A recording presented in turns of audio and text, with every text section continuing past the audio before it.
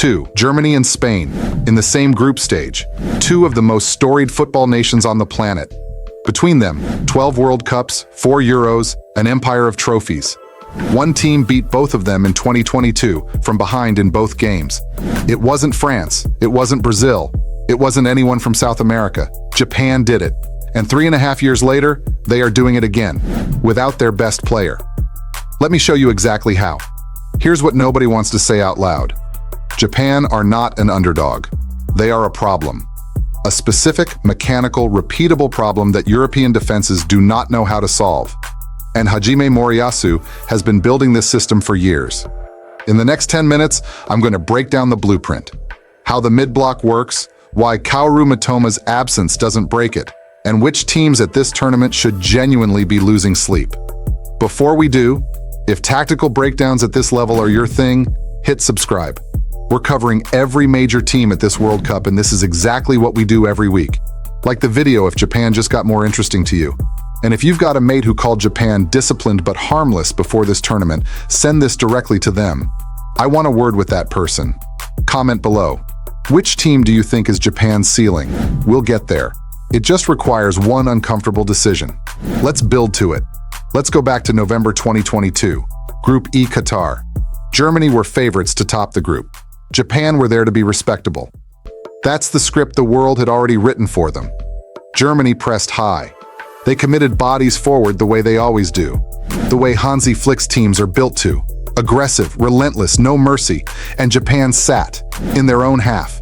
Two compact lines, holding shape, waiting. Then the trigger fired. Joshua Kimmich pushed too high to support an attacking move, left his right back channel exposed. Japan won possession in the exact zone they'd been patiently inviting Germany to vacate. Within 4 touches, I want you to count that, 4. Takuma Asano was through one-on-one with Manuel Neuer. The finish had no business going in. A shoulder trap at full sprint smashed across the keeper into the far corner. The technique was absurd. It didn't matter. The sequence had already worked. The system had already won. Then Japan beat Spain. Same tournament, same trick. Spain controlled 75% of possession, and Japan came back from a goal down to win 2-1. Is Japan's system a genuine weapon against any European team at this tournament? Drop your answer in the comments. I want to see the split. Here's what those pundit clips never explain. The ones where Gary Lineker or Ian Wright talk about Japan being disciplined, hardworking, difficult to beat. That's the usual line from the English pundits. Japan are disciplined, hardworking, difficult to beat. What they never say is dangerous. Moriyasu didn't build a disciplined team. He built an engineering project, a system designed to manufacture specific decision-making errors in the opposition and punish them mechanically before the victim even realizes what happened. The base shape is a 4-2-3-1. Wataru Endo sits at the base of midfield. If you watched him at Liverpool, you know exactly what he is. Elite positional reading, ball-winning engine. The player who holds the structure when everyone else moves. Daichi Kamada, Crystal Palace, links midfield and attack, intelligent movement in the spaces between lines. Takefusa Kubo operates behind and around the striker. Since Mitoma's absence, he's drifted more interior, which creates its own problems for defenses. A different kind of problem, but a real one. Ayase Ueda leads the line, bringing penalty area instinct and sharp movement off the ball. But none of that is the system. Those are the personnel. The system is the mid-block. Japan sit in a 4-4-2 defensive shape, compact, regimented, 2 lines of 4. They are inviting the opponent to have the ball. They genuinely do not care. They are not trying to win the ball immediately. They are trying to engineer a trigger, a specific moment when the opponent's structure becomes vulnerable. The opposing fullback pushes beyond the last line. The ball gets played into a specific horizontal zone. The center back steps forward to press. The moment that trigger fires, the entire Japan structure shifts. It's not a press, it's a swarm. A specific zone gets flooded with Japan players, the ball is won, and the vertical counter launches in 3 to 4 touches before the defense can reset. And here is the comparison nobody is making. What Moriyasu has built is essentially what Arrigo Sacchi built at AC Milan in the late 1980s. Not the high press, but the core idea of a team that doesn't care who you are, only whether you can be caught overcommitting. Sacchi's Milan didn't win because they had the best players. They won because they found the structural flaw in every opponent and exploited it with mechanical precision every single time. Moriyasu is doing exactly the same thing at a World Cup with Japan.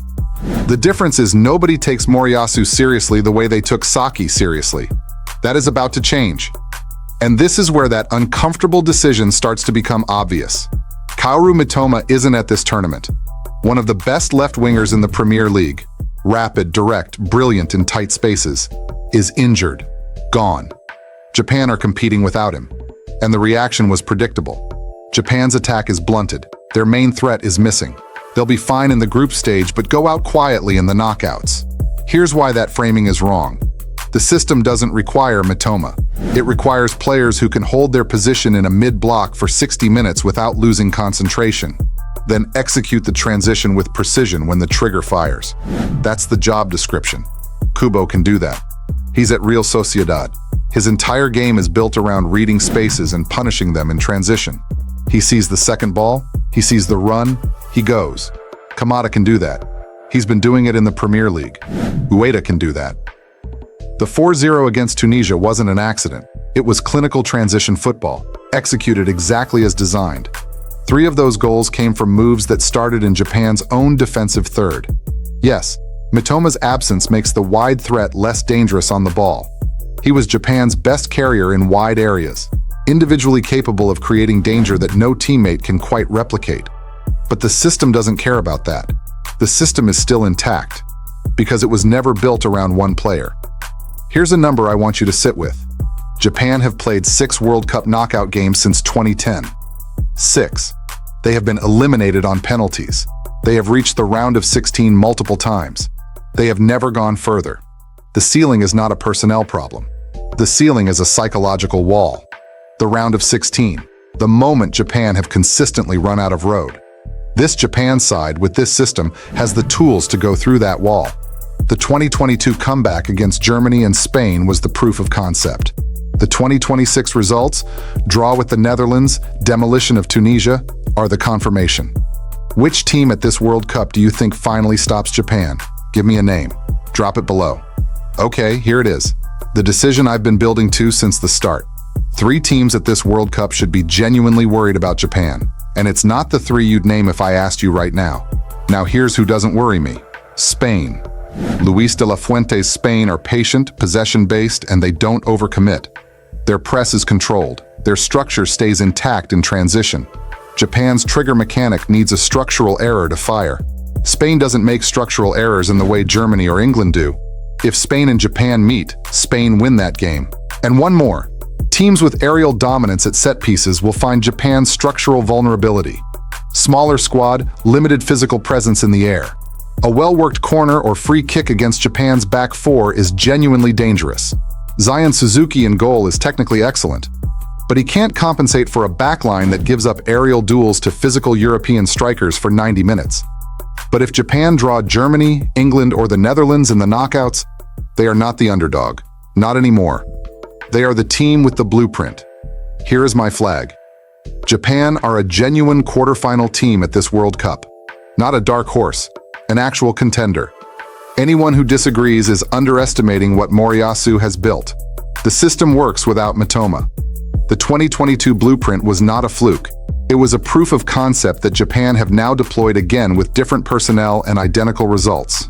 A draw with the Netherlands, a 4-0 demolition. 2 data points pointing in exactly the same direction. Japan are not here to be respectable. They are here to eliminate someone big. Again. Tell me whose tactical setup you actually trust to break Japan's counter-trigger system. Germany? Spain? England?